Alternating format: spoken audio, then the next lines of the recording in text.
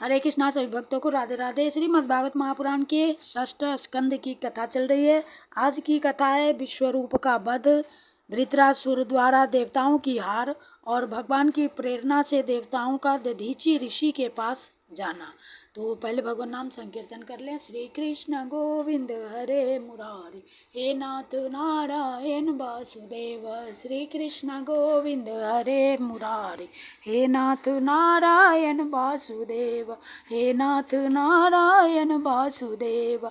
हरे कृष्णा कृष्णा कृष्णा हरे हरे, हरे राम राम राम हरे हरे। हरे कृष्णा कृष्णा कृष्णा हरे हरे, हरे राम राम राम हरे हरे। हरे कृष्णा कृष्णा कृष्णा हरे हरे, हरे राम राम राम हरे हरे। हरि बोल हरि बोल हरि बोल हरि बोल, हरि बोल हरि बोल हरि बोल हरि बोल, हरि बोल हरि बोल हरि बोल हरि बोल।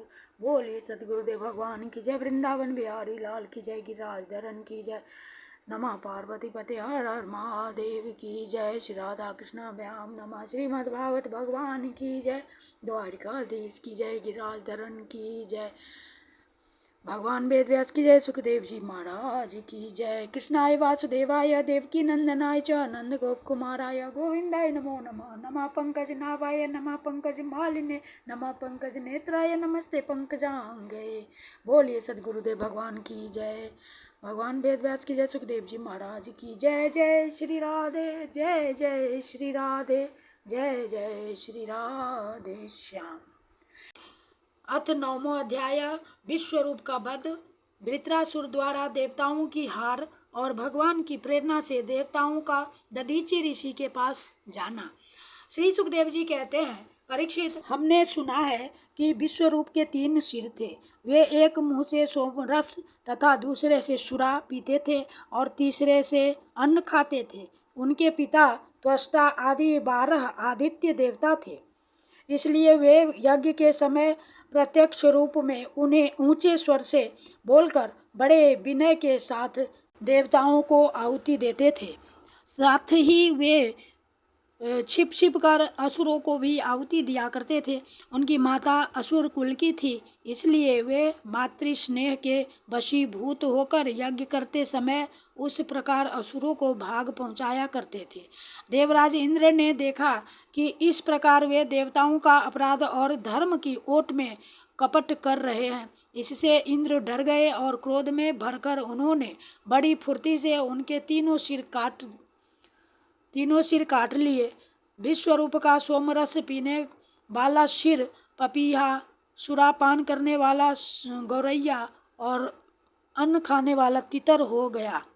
इंद्र चाहते तो विश्वरूप के वध से लगी हुई हत्या को दूर कर सकते थे, परंतु उन्होंने ऐसा करना उचित न समझा, वरन हाथ जोड़कर उसे स्वीकार कर लिया तथा 1 वर्ष तक उससे छूटने का कोई उपाय नहीं किया। तदनंतर सब लोगों के सामने अपनी शुद्धि प्रकट करने के लिए उन्होंने अपनी ब्रह्महत्या को 4 हिस्सों में बांटकर पृथ्वी, जल, वृक्ष और स्त्रियों को दे दिया। परीक्षित, पृथ्वी ने बदले में यह वरदान लेकर कि जहाँ कहीं गड्ढा होगा वह समय पर अपने आप भर जाएगा, इंद्र की ब्रह्महत्या का चतुर्थांश स्वीकार कर लिया। वही ब्रह्महत्या पृथ्वी में कहीं कहीं ऊसर के रूप में दिखाई पड़ती है। दूसरा चतुर्थांश वृक्षों ने लिया। उन्हें यह भर मिला कि उनका कोई हिस्सा कट जाने पर फिर जम जाएगा। उनमें अब भी गोंद के रूप में ब्रह्महत्या दिखाई पड़ती है। स्त्रियों ने यह वर पाकर कि वे सर्वदा पुरुष का सहवास कर सके, ब्रह्महत्या का तीसरा चतुर्थांश स्वीकार किया। उनकी ब्रह्महत्या प्रत्येक महीने में रज के रूप में दिखाई पड़ती है। जल ने यह वर पाकर कि खर्च करते रहने पर भी निर्झर आदि के रूप में तुम्हारी बढ़ती ही होती रहेगी, ब्रह्महत्या का चौथा चतुर्थांश स्वीकार किया। फेन, बुदबुद आदि के रूप में वही ब्रह्महत्या दिखाई पड़ती है। अतएव मनुष्य उसे हटाकर जल ग्रहण किया करते हैं। विश्वरूप की मृत्यु के बाद उनके पिता त्वष्टा, हे इंद्र शत्रु, तुम्हारी अभिवृद्धि हो और शीघ्र से शीघ्र तुम अपने शत्रु को मार डालो। इस मंत्र से इंद्र का शत्रु उत्पन्न करने के लिए हवन करने लगे। यज्ञ समाप्त होने पर अनवाहार्य पचन नामक अग्नि यानी दक्षिणाग्नि से एक बड़ा भयावना दैत्य प्रकट हुआ। वह ऐसा जान पड़ता था मानो लोगों का नाश करने के लिए प्रलयकालीन विकराल काल ही प्रकट हुआ हो। परीक्षित, वह प्रतिदिन अपने शरीर के सब ओर बाण के बराबर बढ़ जाया करता था। वह जले हुए पहाड़ के समान काला और बड़े डील डौल का था। उसके शरीर में से संध्याकालीन बादलों के समान दीप्ति निकलती रहती थी। उसके सिर के बाल और दाढ़ी मूंछ तपे हुए तांबे के समान लाल रंग के तथा नेत्र दोपहर के सूर्य के समान प्रकट थे। चमकते हुए 3 नोकों वाले त्रिशूल को लेकर जब वह नाचने, चिल्लाने और कूदने लगता था, उस समय पृथ्वी कांप उठती थी और ऐसा जान पड़ता था कि उस त्रिशूल पर उसने अंतरिक्ष को उठा रखा है। वह बार बार जमाई लेता था। इससे जब उसका कंदरा के समान गंभीर मुंह खुल जाता, तब जान पड़ता कि वह सारे आकाश को पी जाएगा, जीभ से सारे नक्षत्रों को चाट जाएगा और अपनी विशाल एवं विकराल दाढ़ों वाले मुंह से तीनों लोकों को निगल जाएगा। उसके भयावने रूप को देखकर सब लोग डर गए और इधर उधर भागने लगे। परीक्षित, त्वष्टा के तमोगुणी पुत्र ने सारे लोकों को घेर लिया था।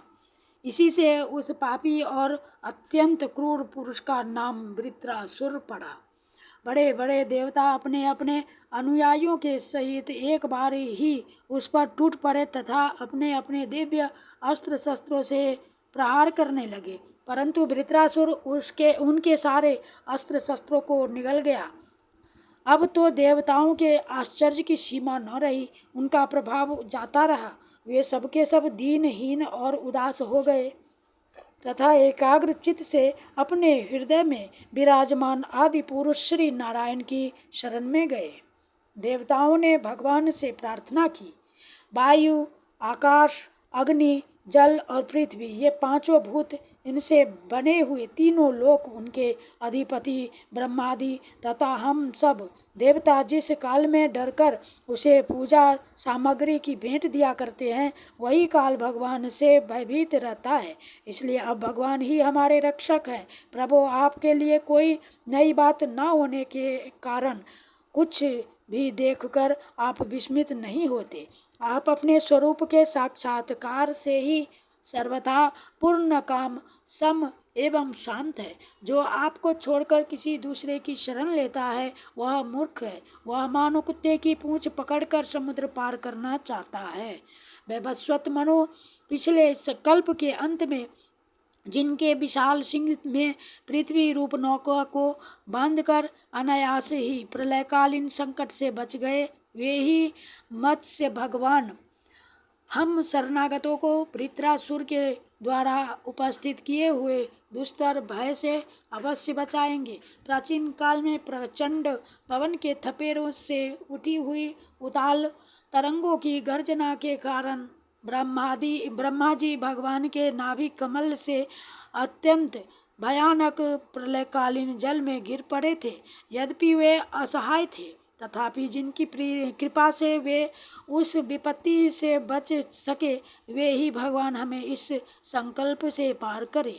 उन्हीं प्रभु ने अद्वितीय होने पर भी अपनी माया से हमारी रचना की और उन्हीं के अनुग्रह से हम लोग सृष्टि कार्य का संचालन करते हैं। यद्यपि वे हमारे सामने ही सब प्रकार की चेष्टाएं करा रहे हैं, तथापि हम स्वतंत्र ईश्वर हैं। अपने इस अभिमान के कारण हम लोग उनके स्वरूप को देख नहीं पाते। वे प्रभु जब देखते हैं कि देवता अपने शत्रुओं से बहुत पीड़ित हो रहे हैं, तब वे वास्तव में निर्विकार रहने पर भी अपनी माया का आश्रय लेकर देवता, ऋषि, पशु, पक्षी और मनुष्यादि योनियों में अवतार लेते हैं तथा युग युग में हमें अपना समझकर हमारी रक्षा करते हैं। वे ही सबके आत्मा और परमाराध्य देव हैं। वे ही प्रकृति और पुरुष रूप से विश्व के कारण है। वे विश्व से पृथक भी हैं और विश्व रूप भी हैं। हम सब उन्हीं शरणागत वत्सल भगवान श्री हरि की शरण ग्रहण करते हैं। उदार शिरोमणि प्रभु अवश्य ही अपने निज जन हम देवताओं का कल्याण करेंगे। श्री सुखदेव जी कहते हैं, महाराज, जब देवताओं ने इस प्रकार भगवान की स्तुति की तब स्वयं शंख चक्र गदा पद्मधारी भगवान उनके सामने पश्चिम की ओर यानी अंतरदेश में प्रकट हुए। भगवान के नेत्र शरतकालीन कमल के समान खिले हुए थे। उनके साथ 16 पार्षद उनकी सेवा में लगे हुए थे। वे देखने में सब प्रकार से भगवान के समान ही थे। केवल उनके वक्षस्थल पर श्री वत्स का चिन्ह और गले में कौस्तुभ मणि नहीं थी। परीक्षित, भगवान का दर्शन पाकर सभी देवता आनंद से विवल हो गए। उन लोगों ने धरती पर लौटकर साष्टांग दंडवत किया और फिर धीरे धीरे उठकर वे भगवान की स्तुति करने लगे। देवताओं ने कहा, भगवान, यज्ञ में स्वर्गादि देने की शक्ति तथा उनके फल की सीमा निश्चित करने वाले काल भी आप ही हैं। यज्ञ में विघ्न डालने वाले दैत्यों को आप चक्र से छिन्न भिन्न कर डालते हैं, इसलिए आपके नामों की कोई सीमा नहीं है। हम आपको बार बार नमस्कार करते हैं। विधातः सत्व रज तम इन 3 गुणों के अनुसार जो उत्तम, मध्यम और निकृष्ट गतियाँ प्राप्त होती हैं, उनके नियामक आप ही हैं। आपके परम पद का वास्तविक स्वरूप इस कार्य रूप जगत का कोई आधुनिक प्राणी नहीं जान सकता। भगवान नारायण वासुदेव, आप आदि पुरुष, जगत के परम कारण और महापुरुष पुरुषोत्तम हैं। आपकी महिमा असीम है। आप परम मंगलमय, परम कल्याण स्वरूप और परम दयालु हैं। आप ही सारे जगत के आधार एवं अद्वितीय हैं। केवल आप ही सारे जगत के स्वामी हैं। आप सर्वेश्वर हैं तथा सौंदर्य और मृदु लता की अधिष्ठात्री देवी लक्ष्मी के परमपति हैं। प्रभो परमहंस परिव्राजक विरक्त महात्मा जब आत्म संयम रूप परम समाधि के से भली भांति आपका चिंतन करते हैं, तब उनके शुद्ध हृदय में परम हंसों के धर्म वास्तविक भगवत भजन का उदय होता है। इससे उनके हृदय के अज्ञान रूप भी किवाड़ खुल जाते हैं और उनके आत्मलोक में आप आत्मानंद के रूप में बिना किसी आवरण के प्रकट हो जाते हैं और वे आपका अनुभव करके निहाल हो जाते हैं। हम आपको बार बार नमस्कार करते हैं। भगवान, आपकी लीला का रहस्य जानना बड़ा ही कठिन है, क्योंकि आप बिना किसी आश्रय और प्राकृत शरीर के हम लोगों के सहयोग की अपेक्षा न करके निर्गुण और निर्विकार होने पर भी स्वयं ही इस सगुण जगत की सृष्टि, रक्षा और संहार करते हैं। भगवान, हम लोग यह बात भी ठीक नहीं समझ पाते कि सृष्टि कर्म में आप देवदत्त आदि किसी व्यक्ति के समान गुणों के कार्य रूप इस जगत में जीव रूप से प्रकट हो जाते हैं और कर्मों के अधीन होकर अपने किए अच्छे बुरे कर्मों का फल भोगते हैं। अथवा आप आत्माराम, शांत स्वभाव एवं सबसे उदासीन साक्षी मात्र रहते हैं तथा सबको समान देखते हैं। हम तो यह समझते हैं कि यदि आप में ये दोनों बातें रहे तो भी कोई विरोध नहीं है।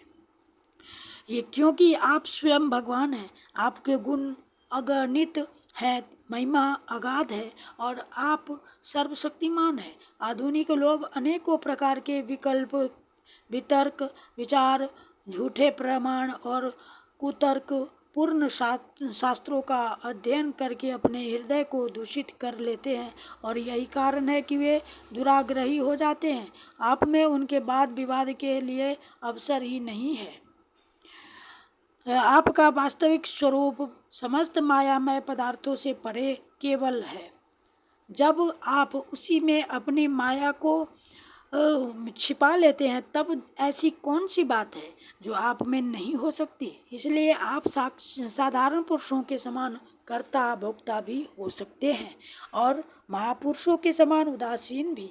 इसका कारण यह है कि न तो आप में कर्तृत्व भोक्तृत्व है और न तो उदासीनता ही, आप तो दोनों से विलक्षण अनिर्वचनीय है।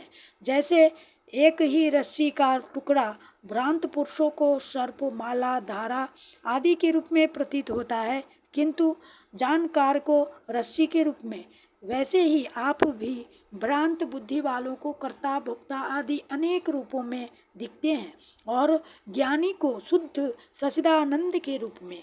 आप सभी की बुद्धि का अनुसरण करते हैं। विचार पूर्वक देखने से मालूम होता है कि आप ही समस्त वस्तुओं में वस्तुत्व के रूप से विराजमान हैं, सबके स्वामी हैं और संपूर्ण जगत के कारण ब्रह्मा प्रकृति आदि के भी कारण हैं। आप सबके अंतर्जामी अंतरात्मा हैं। इसलिए जगत में जितने भी गुण दोष प्रतीत हो रहे हैं, उन सब की प्रतीतियाँ अपने अधिष्ठान स्वरूप आपका ही संकेत करती हैं और श्रुतियों ने समस्त पदार्थों का निषेध करके अंत में निषेध की अवधि के रूप में केवल आपको ही विशेष रखा है। मधुसूदन, आपकी अमृतमयी महिमा रस का अनंत समुद्र है, उसके नन्हे से शिकर का भी अधिक नहीं। एक बार भी स्वाद चख लेने से हृदय में नित्य निरंतर परमानंद की धारा बहने लगती है। उसके कारण अब तक जगत में विषय भोगों के जितने भी लेस मात्र प्रतीति मात्र सुख का अनुभव हुआ है या परलोक आदि के विषय में सुना गया है, वह सब का सब जिन्होंने भुला दिया है। समस्त प्राणियों के परम प्रियतम हितैषी सुहृद और सर्वात्मा आप ऐश्वर्य निधि परमेश्वर में जो अपने मन को नित्य निरंतर लगाए रखते और आपके चिंतन का ही सुख लूटते रहते हैं, वे आपके अनन्य प्रेमी परम भक्त पुरुष ही अपने स्वार्थ और परमार्थ में निपुण है। मधुसूदन, आपके वे प्यारे और सुहृद भक्तजन भला आपको चरण कमलों का सेवन कैसे त्याग सकते हैं, जिससे जन्म मृत्यु रूप संसार के चक्कर से सदा के लिए छुटकारा मिल जाता है। प्रभो, आप त्रिलोकी के आत्मा और आश्रय हैं। आपने अपने 3 पगों से सारे जगत को नाप लिया था और आप ही तीनों लोकों के संचालक हैं। आपकी महिमा त्रिलोकी का मन हरण करने वाली है। इसमें संदेह नहीं कि दैत्य दानव आदि असुर भी आपकी ही विभूतियां हैं, तथापि यह उनकी उन्नति का समय नहीं है। यह सोचकर आप अपनी योग माया से देवता मनुष्य पशु नृसिंह आदि मिश्रित और मत्स्य आदि जलचरों के रूप में अवतार ग्रहण करते और उनके अपराध के अनुसार उन्हें दंड देते हैं। दंडधारी प्रभो, यदि जचे तो आप उन्हीं असुरों के समान इस वृत्रासुर का भी नाश कर डालिए। भगवान, आप हमारे पिता पितामह सब कुछ हैं। हम आपके निज जन हैं और निरंतर आपके सामने सिर झुकाए रहते हैं। आपके चरण कमलों का ध्यान करते करते हमारा हृदय उन्हीं के प्रेम बंधन से बंध गया है। आपने हमारे सामने अपना दिव्य गुणों से युक्त साकार विग्रह प्रकट करके हमें अपनाया है। इसलिए प्रभो, हम आपसे यह प्रार्थना करते हैं कि आप अपनी दया भरी विशद सुंदर और शीतल मुस्कान युक्त चितवन से तथा अपने मुखारविंद से टपकते हुए मनोहर वाणी रूप सुमधुर सुधा बिंदु से हमारे हृदय का ताप शांत कीजिए, हमारे अंतर की जलन बुझाइए।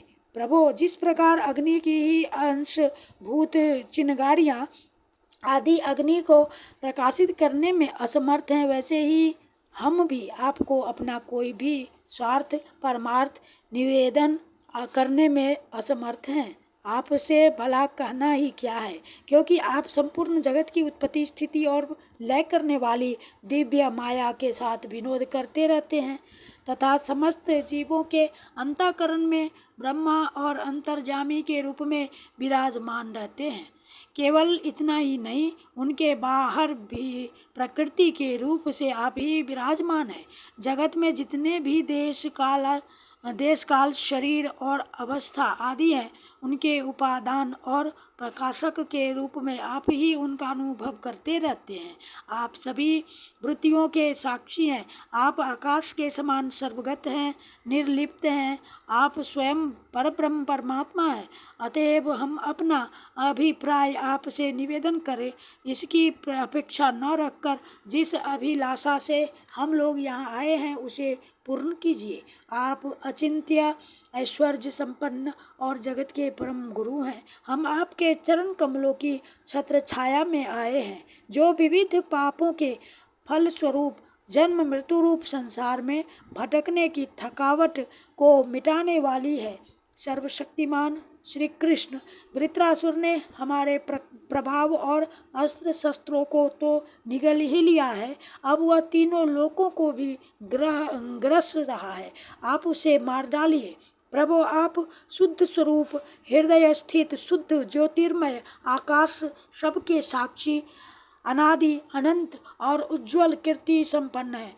संत लोग आपका ही संग्रह करते हैं। संसार के पथिक जब घूमते घूमते आपकी शरण में आ पहुँचते हैं, तब अंत में आप उन्हें परमानंद स्वरूप अभीष्ट फल देते हैं और इस प्रकार उनके जन्म जन्मांतर के कष्ट को हर लेते हैं। प्रभु, हम आपको नमस्कार करते हैं। श्री सुखदेव जी कहते हैं, परीक्षित, जब देवताओं ने बड़े आदर के साथ इस प्रकार भगवान का स्तवन किया, तब वे अपनी स्तुति सुनकर बहुत प्रसन्न हुए तथा उनसे कहने लगे। श्री भगवान ने कहा, श्रेष्ठ देवताओं, तुम लोगों ने स्तुति युक्त ज्ञान से मेरी उपासना की है, इससे मैं तुम लोगों पर प्रसन्न हूँ। इस स्तुति के द्वारा जीवों को अपने वास्तविक स्वरूप की स्मृति और मेरी भक्ति प्राप्त होती है। देव शिरोमणियों, मेरे प्रसन्न हो जाने पर कोई भी वस्तु दुर्लभ नहीं रह जाती। तथापि मेरे अनन्य प्रेमी तत्ववेता भक्त मुझ में मेरे अतिरिक्त और कुछ भी नहीं चाहते। जो पुरुष जगत के विषयों को सत्य समझता है, वह नासमझ अपने वास्तविक कल्याण को नहीं जानता। यही कारण है कि वह विषय चाहता है, परंतु यदि कोई जानकार उसे उसकी इच्छित वस्तु दे देता है, तो वह भी वैसा ही नासमझ है। जो पुरुष मुक्ति का स्वरूप जानता है, वह अज्ञानी को भी कर्मों में फंसने का उपदेश नहीं देता। जैसे रोगी के चाहते रहने पर भी सदैव उसे कुपथ्य नहीं देता। देवराज इंद्र, तुम लोगों का कल्याण हो। अब देर मत करो। ऋषि शिरोमणि दधीचि के पास जाओ और उनसे उनका शरीर, जो उपासना, व्रत तथा तपस्या के कारण अत्यंत दृढ़ हो गया है, मांग लो। दधीचि ऋषि को शुद्ध ब्रह्म का ज्ञान है। अश्विनी कुमारों को घोड़े के सिर से उपदेश करने के कारण उनका एक नाम अश्वशिर भी है। उनकी उपदेश की हुई आत्मविद्या के प्रभाव से ही दोनों अश्विनी कुमार जीवन मुक्त हो गए। अथर्ववेदी दधीचि ऋषि ने ही पहले पहल मेरे स्वरूप भूत अभेद नारायण कवच का त्वष्टा को उपदेश किया था। त्वष्टा ने वही विश्वरूप को दिया और विश्वरूप से तुम्हें मिला। दधीचि ऋषि धर्म के परम मर्मज्ञ हैं। वे तुम लोगों को अश्विनी कुमार के मांगने पर अपने शरीर के अंग अवश्य दे देंगे। इसके बाद विश्वकर्मा के द्वारा उन अंगों से एक श्रेष्ठ आयुध तैयार करा लेना। देवराज, मेरी शक्ति से युक्त होकर तुम उसी शस्त्र के द्वारा वृत्रासुर का सिर काट लोगे। देवताओं, वृत्रासुर के मर जाने पर तुम लोगों को फिर से तेज अस्त्र शस्त्र और संपत्तियां प्राप्त हो जाएंगी। तुम्हारा कल्याण अवश्यंभावी है, क्योंकि मेरे शरणगतों को कोई सता नहीं सकता। इति श्रीमद्भगवते महापुराणे परमहंस संहितायां षष्ठस्कन्धे 9वां अध्यायः। श्रीकृष्णार्पणम् कृष्णार्पणम् कृष्णार्पणम्। श्री कृष्ण गोविंद हरे मुरारे, हे नाथ नारायण वासुदेव। श्री कृष्ण गोविंद हरे मुरारे, हे नाथ नारायण वासुदेव। हरे कृष्णा कृष्ण कृष्ण हरे हरे, हरे राम राम राम हरे हरे। हरे कृष्णा कृष्ण कृष्ण हरे हरे, हरे राम राम राम हरे हरे। हरे कृष्णा कृष्ण कृष्ण हरे हरे। राधे कृष्ण कृष्ण कृष्ण राधे राधे, राधे श्याम श्याम श्याम राधे राधे। राधे कृष्ण कृष्ण कृष्ण राधे राधे, राधे श्याम श्याम श्याम राधे राधे। राधे कृष्ण कृष्ण कृष्ण राधे राधे, राधे श्याम श्याम श्याम राधे राधे। राधे राधे राधे राधे। बोलिए सद्गुरुदेव भगवान की जय। कृष्णाय वासुदेवाय हरे परमात्मने प्रणतक्लेशनाशाय गोविंदाय नमो नमः। हे कृष्ण करुणा सिंधु दीन बंधु जगतपते गोपेश गोपिका कांत राधा कांत नमस्तुते। बोलिए सद्गुरुदेव भगवान की जय। नमः पार्वती पते हर हर महादेव की जय। श्री गिरिराज धरन की जय। जय जय श्री राधे, जय जय श्री राधे, जय जय श्री राधे श्याम। श्री वृंदावन धाम की जय। हरि बोल हरि बोल हरि बोल।